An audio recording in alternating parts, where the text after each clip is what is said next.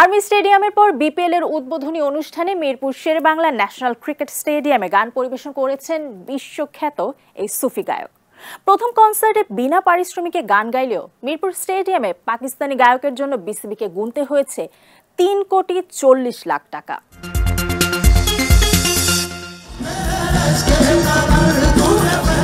দীর্ঘ অপেক্ষার অবসান। সুর সম্রাট রাহাত ফতেহ আলী খান এলেন ঢাকায়।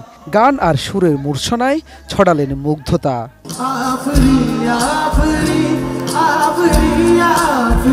21 ডিসেম্বর ঢাকায় এসে প্রথমে আর্মি স্টেডিয়ামে স্পিরিটস অফ জুলাই প্ল্যাটফর্ম আয়োজিত ইকোস অফ রেভুলেশন কনসার্টে গান পরিবেশন করেন পাকিস্তানি গায়ক। তু না জানে দিয়ে শুরু, এরপর ওরে পিয়া, মেরে রাশকে কামার, আফরিন আফরিনের মতো গানে মাতিয়ে রাখেন হাজারো দর্শক শ্রোতাদের।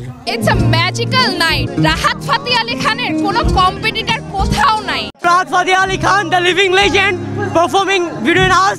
2025 এন্ড করার best way. I am very thankful.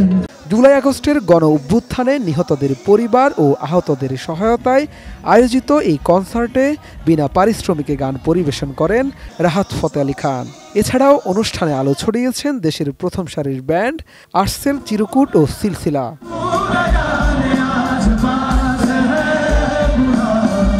দুই দিন পর 23 ডিসেম্বর আবারও ঢাকার মঞ্চে ওঠেন এই সুর সম্রাট।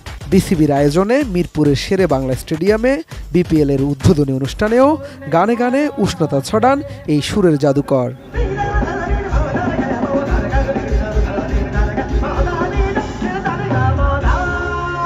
রাহাত ফতেহ আলী খান ছাড়াও বিপিএল এর মিউজিক ফেস্টে বিকেল থেকে গান পরিবেশন করেন দেশীয় সঙ্গীত শিল্পী রাফা, জেফার, মুজা ও সঞ্জয়।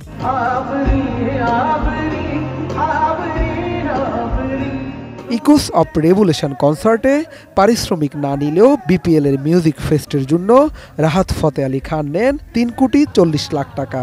এবার বাংলাদেশ সফরে এসে তথ্য উপদেষ্টার সাথেও সাক্ষাৎ করেন এই পাকিস্তানি গায়ক। সেখানে তিনি ব্যক্ত করেন তার অনুভূতি।